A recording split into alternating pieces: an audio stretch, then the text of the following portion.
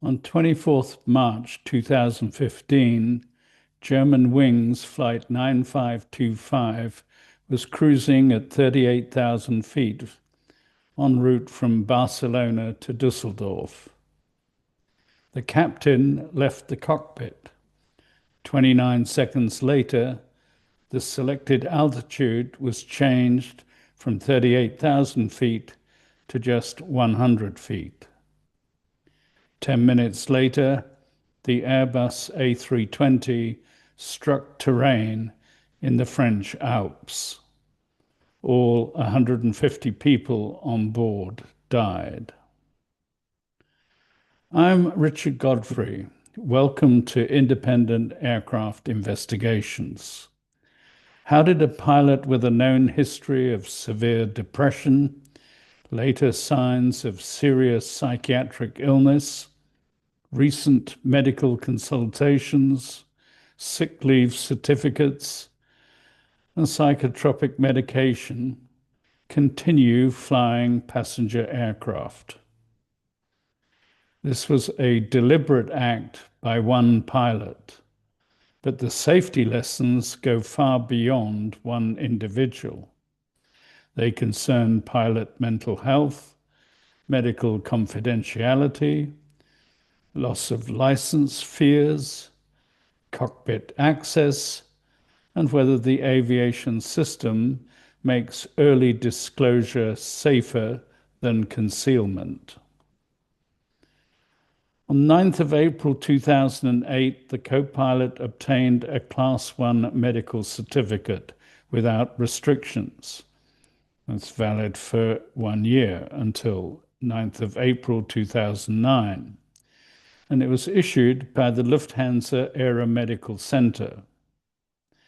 1 year later, his Class 1 medical certificate was not revalidated by the Lufthansa Aeromedical Center due to depression and the taking of medication to treat it. The key point is not that a previous depressive episode should automatically end a pilot's career.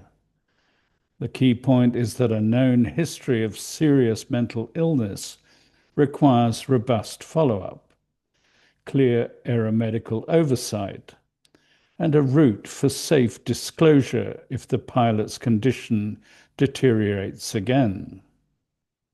Between 2008 and 2015, the co-pilot made around 30 visits to the Lufthansa Aeromedical Center, psychiatrists, psychotherapists, private physicians, and eye specialists.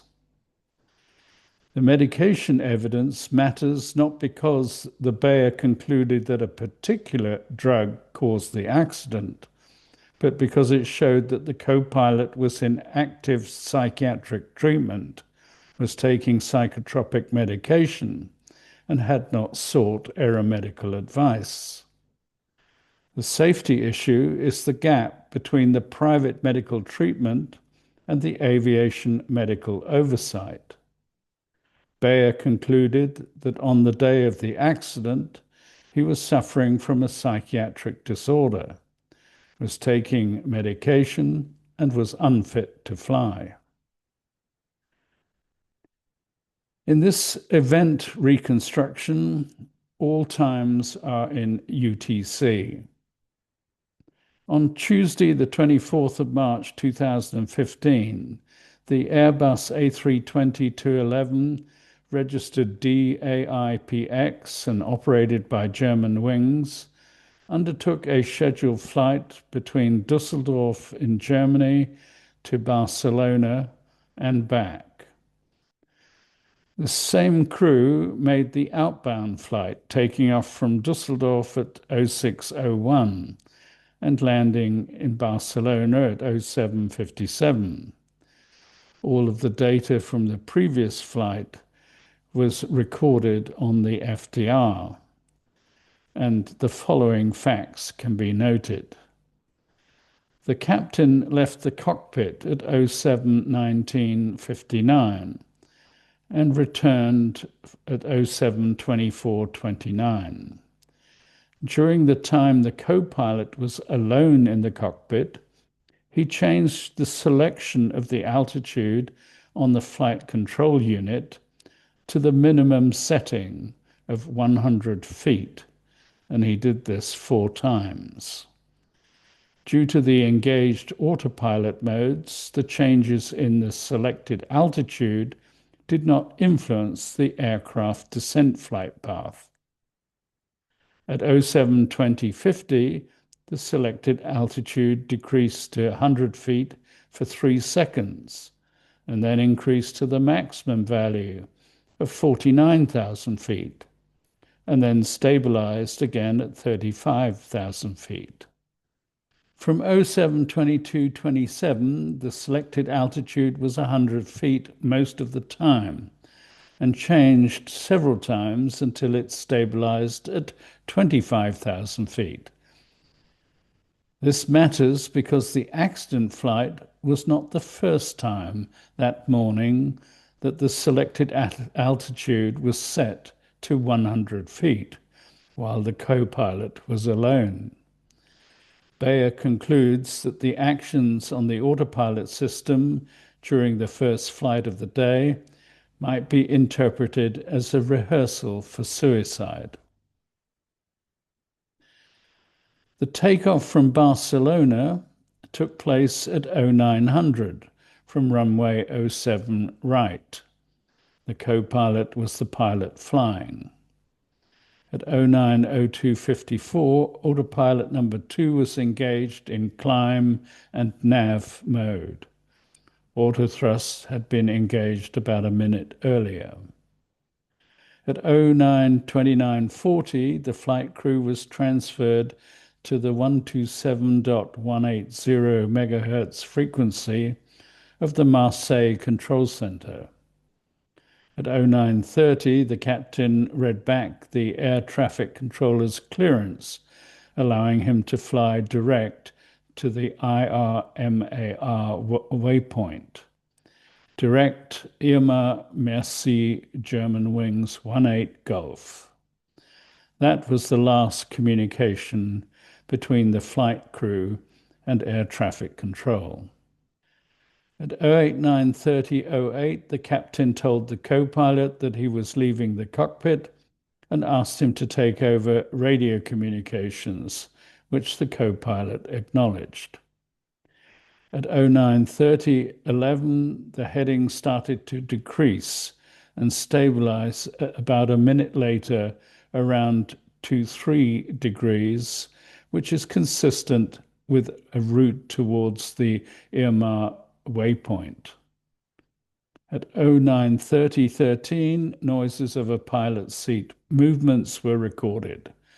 11 seconds later, noises of the opening, and then 3 seconds after that, the closing of the cockpit door was recorded.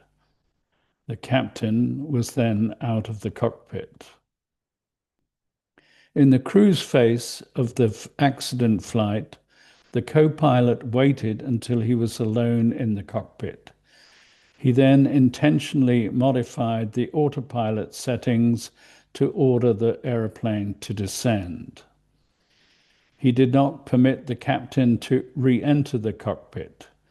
The cockpit door system, designed to resist forcible intrusion, meant that access from the cabin could be blocked from inside the flight deck. He did not respond to the calls from the civil or military air traffic controllers, nor to the knocks on the door. Security requirements that led to cockpit doors designed to resist forcible intrusion by unauthorized persons made it impossible to enter the flight compartment before the aircraft impacted the terrain in the French Alps. At 09:30:53, 29 seconds after the captain was out of the cockpit, the selected altitude on the FCU changed from 38,000 feet to 100 feet. It took less than 1 second to make the change. 1 second later, the autopilot changed to open descent mode and autothrust changed to thrust idle.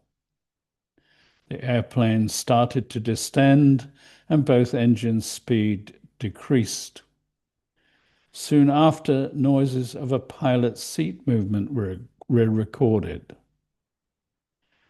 During the descent, the selected speed was repeatedly changed, eventually reaching 350 knots.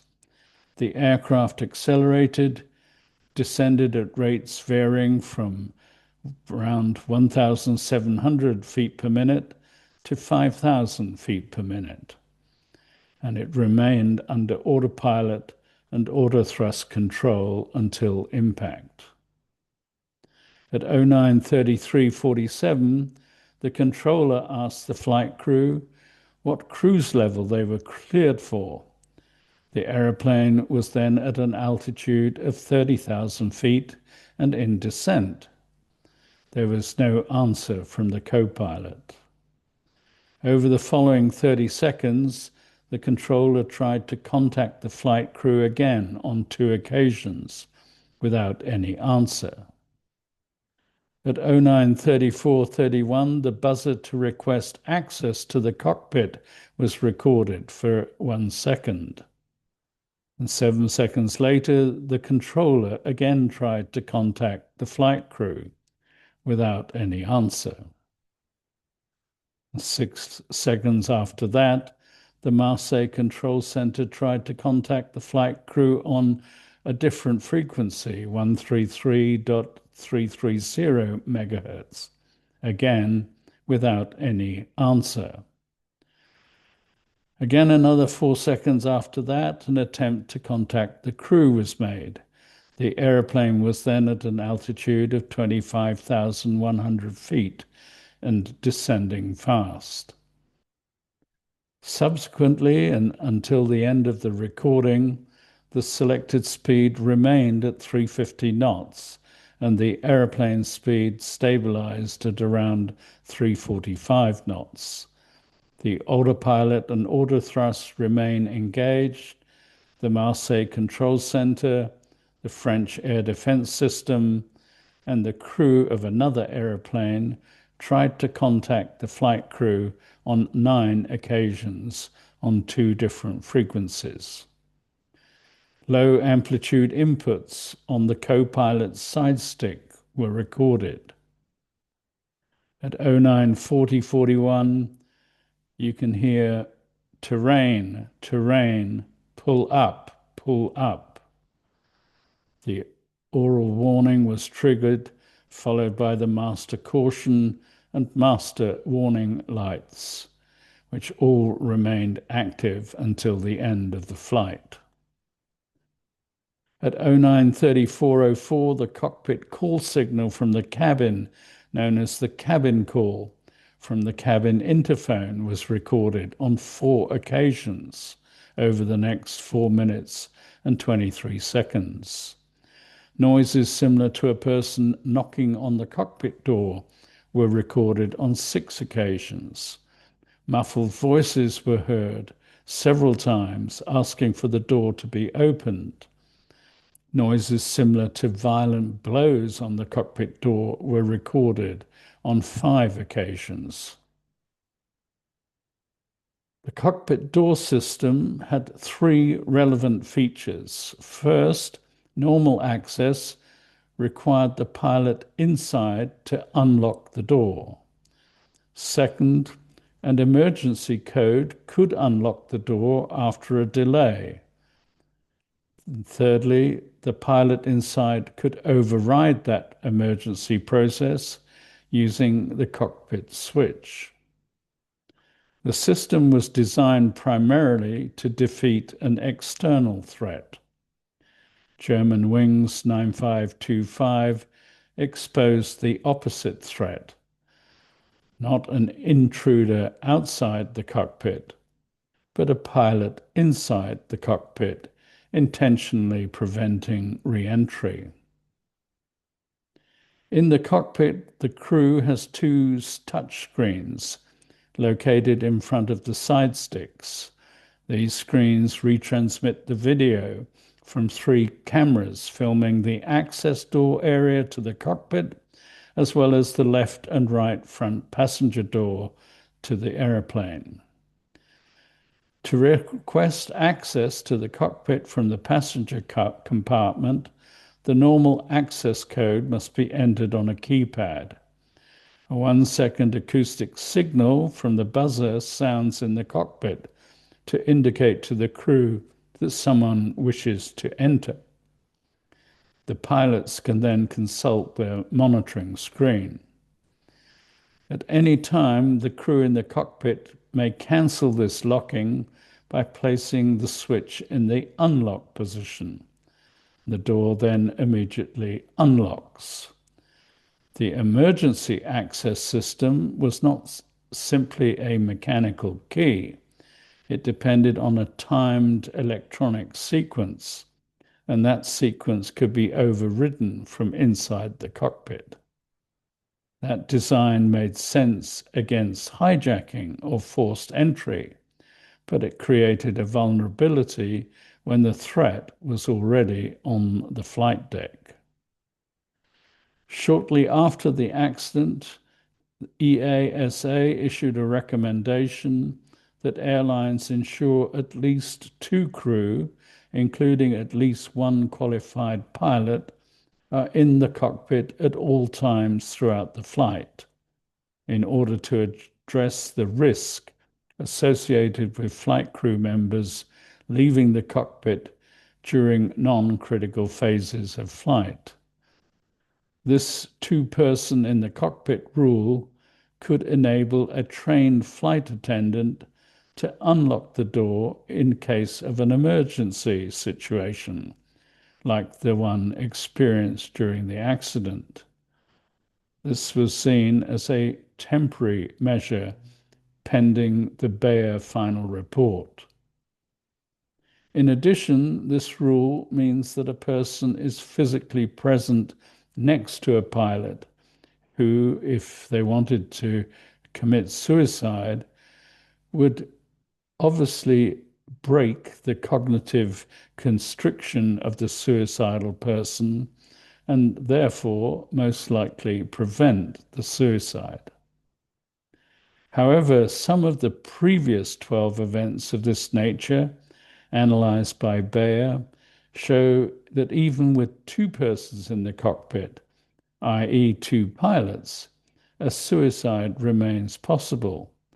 This 2-person cockpit rule cannot fully mitigate the risk of suicide, although it is likely to make it more difficult. In addition, this rule may introduce new security risks by allowing an additional person inside the flight deck. Consequently, the Bayer acknowledges the potential safety benefits of the 2-person in the cockpit rule, although the security risks and training needs for the staff performing the tasks of that 2nd person have to be carefully assessed. Several new cockpit door designs could be imagined in order to improve safety by allowing the door to be unlocked from outside the cockpit, even if the pilot inside wanted to block the access. For example, the use of a fingerprint code system, or the use of keys. When one pilot leaves the cockpit, he takes a key with him or her. And another design could be to include the lavatory in the cockpit area at the back. However, these examples are all to the detriment of security or bring additional cost with little or no additional benefit to security. The risk of illicit attacks in flight being considered more threatening than the scenario of this accident. Now, Bayer decided not to issue any safety recommendation concerning the modification of cockpit door designs.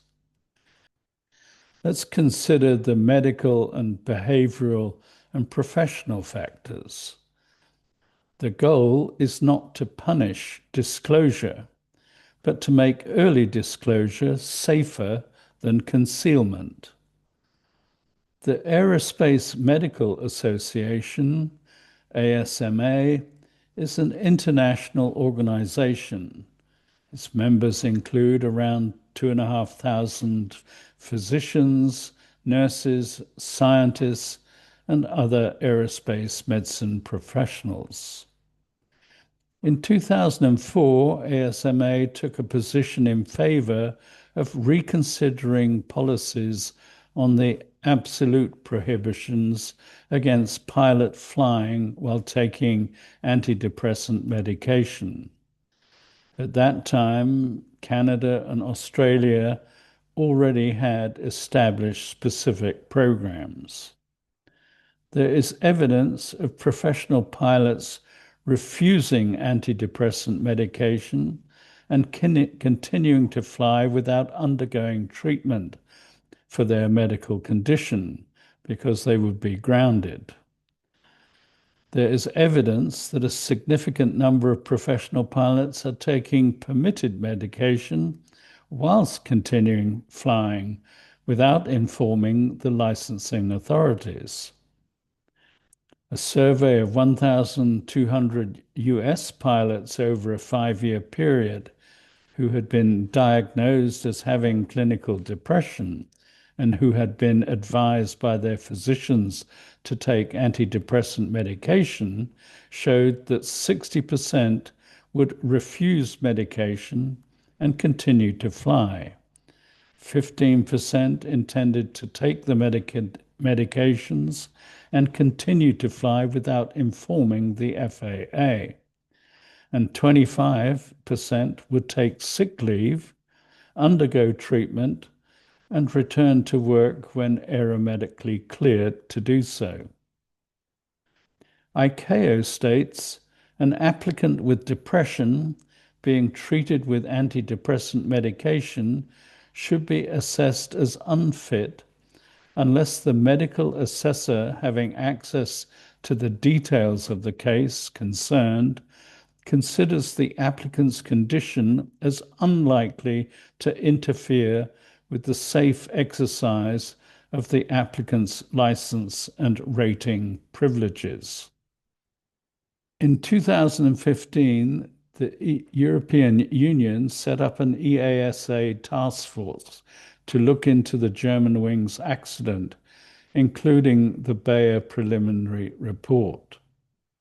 The task force recommends that all airline pilots should undergo psychological evaluation as part of training or before entering service. The airline shall verify that a satisfactory evaluation has been carried out. The psychological part of the initial and recurrent aeromedical assessment and the related training for aeromedical examiners should be strengthened. EASA prepared guidance material for this purpose. During the co-pilot's training and recurrent checks, his professional level was judged to be above standard by his instructors and examiners. None of the pilots or instructors interviewed during the investigation who flew with him in the months preceding the accident indicated any concern about his attitude or behavior during the flights. A number of longitudinal studies have shown that disqualifying psychological conditions and the use of antidepressants were self-reported by very few pilots. The Bayer investigation concluded that the process for medical certification of pilots, in particular self-reporting in case of decrease in medical fitness between two periodic medical evaluations, did not succeed in preventing the co-pilot who was experiencing mental disorder with psychotic symptoms from exercising the privilege of his license. The following factors would have possibly contributed to the failure of this self-reporting principle. The co-pilot probably had a fear of losing his right to fly as a professional pilot if he had reported his decrease in medical fitness. The potential financial consequences generated by the lack of specific insurance covering the risk of loss of income in case of unfitness to fly. And thirdly, the lack of clear guidelines in German regulations on when a threat to public safety outweighs the requirements for medical confidentiality. The depression episode experienced by the co-pilot in 2008 was correctly identified by the Lufthansa Medical Center during the revalidation process of his Class 1 medical certificate in April 2009. From July 2009 onwards, his medical certificate was repeatedly renewed with a waiver referring to special conditions. That waiver did not require regular psychiatric follow-up, or it did not shorten the interval between assessments. All of the Lufthansa medical specialists who examined him during that period were aware of this waiver and were informed of his medical history of depression. An initial appropriate psychological evaluation established by the subject matter experts is recommended for all pilots entering airline employment and recurrently for pilots with a history of mental illness. The safety issue is not that a pilot once had depression, nor that the treatment exists. The safety issue is concealment, lack of aeromedical coordination, and a system in which pilots may fear that seeking help will end their career. Medical confidentiality saves lives because it encourages people to seek treatment. Aviation safety also saves lives because some conditions can endanger passengers and the public. Germanwings 9525 sits at the collision point between these two principles. In December 2014, the co-pilot started to suffer from what was possibly a psychotic depressive episode. He went to see several doctors. This included a private physician who referred him to a psychotherapist and a psychiatrist 1 month before the accident, who then diagnosed a possible psychosis 2 weeks before the accident, and who issued sick leave certificates. The psychiatrist treating him, who prescribed antidepressant medication 1 month before the accident, and other antidepressants along with sleeping aid medication 8 days before the accident. None of these healthcare providers reported any aeromedical concerns to the authorities. They abided by the universally accepted principle of medical confidentiality, which ensures trust between patients and doctors.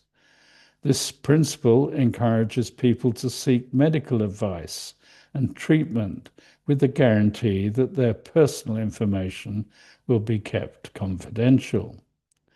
This principle is particularly developed in Germany, where it is specified in the German data protection law and in the German criminal code.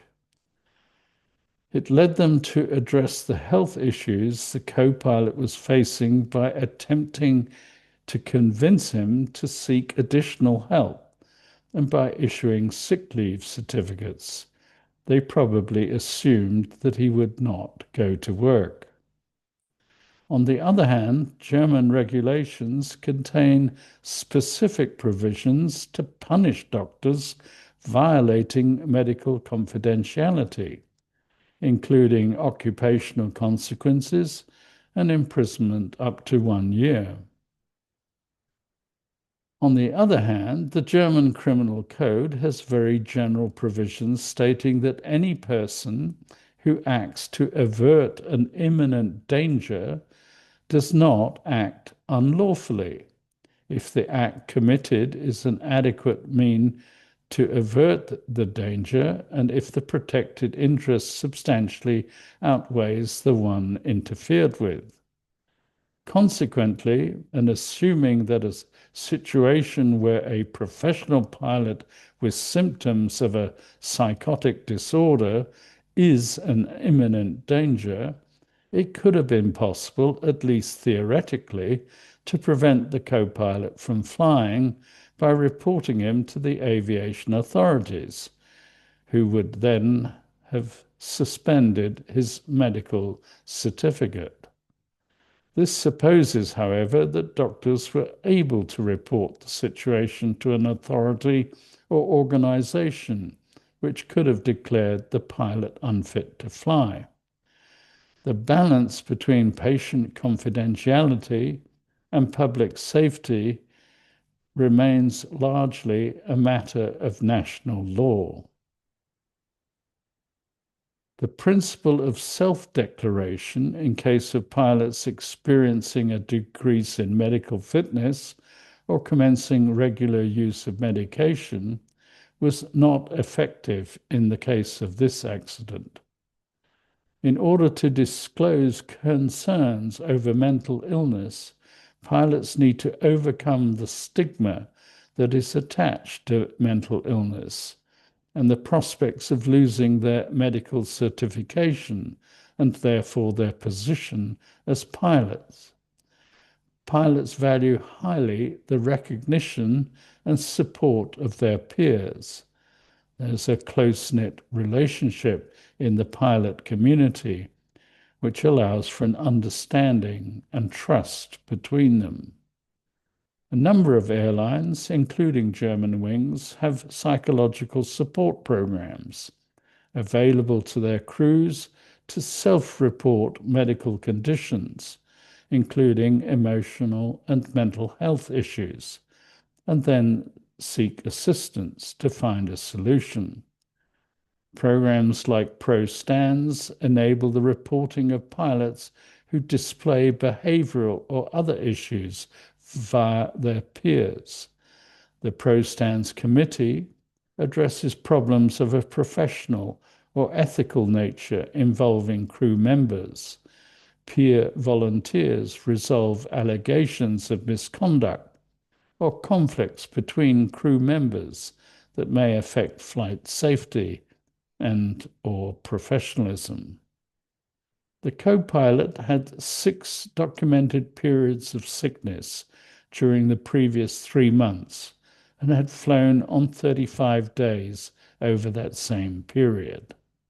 However, none of his colleagues, nor his manager, was able to detect his decrease in fitness.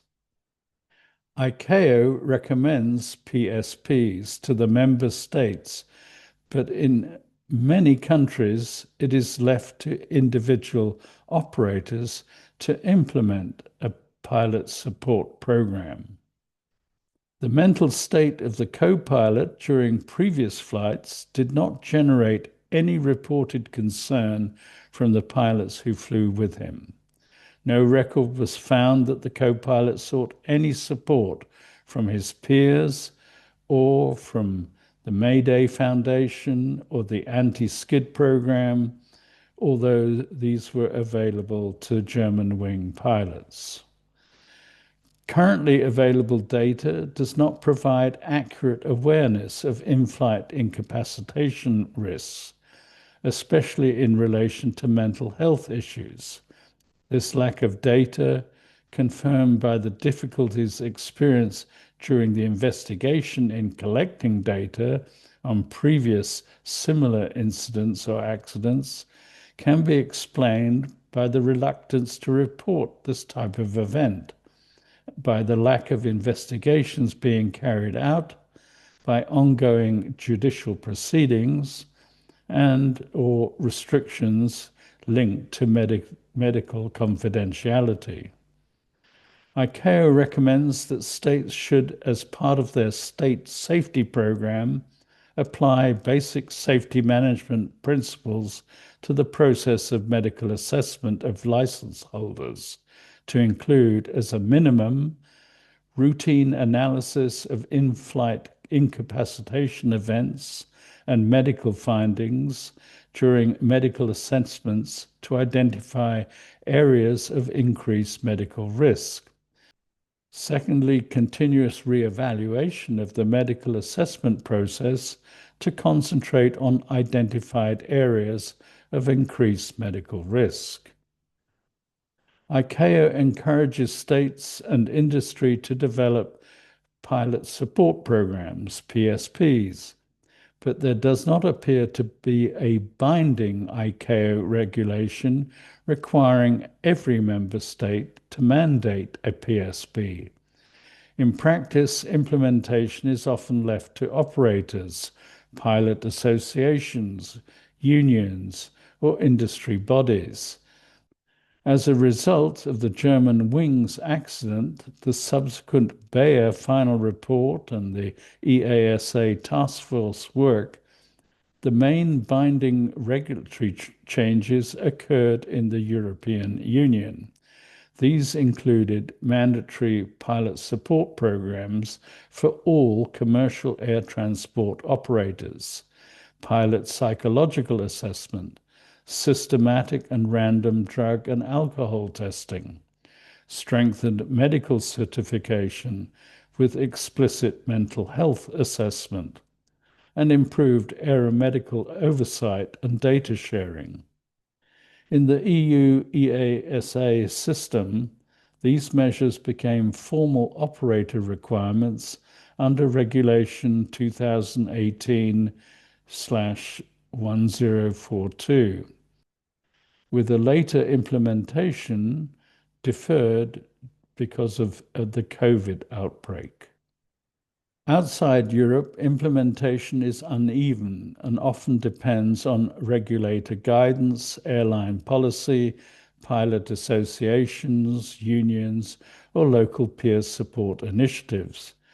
Public documentation is inconsistent, so absence of public evidence should not be treated as evidence that no support mechanisms exist. At ICAO level, the response has just been guidance and encouragement and safety policy emphasis, rather than a universal binding requirement for every member state to mandate a PSP. There's also no globally harmonized legal framework defining when medical confidentiality should yield to public safety considerations. This remains largely dependent on national law, medical ethics rules, data protection regimes, and aviation authority procedures. So what is our conclusion? Germanwings 9525 was a deliberate act by one pilot, but the lasting safety lesson is systemic. Aviation cannot rely on annual medical certification and self-declaration, or the presence of a second pilot in the cockpit. The safety objective is not to drive mental health treatment underground. It is to create a system where pilots can seek help early, receive structured aeromedical assessment, and return to flying when safe.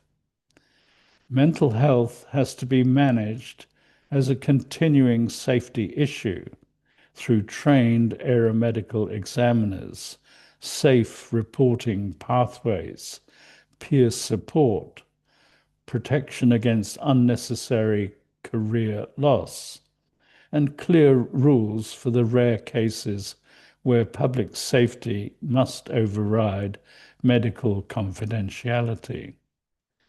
The lasting safety lesson is this: the goal is not to punish disclosure. The goal is to make early disclosure safer than concealment. Thank you for watching. If you found this analysis helpful, please subscribe for future investigations.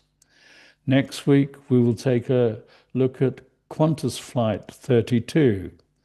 I look forward to your company as we continue investigating the lessons that can make aviation safer for everyone.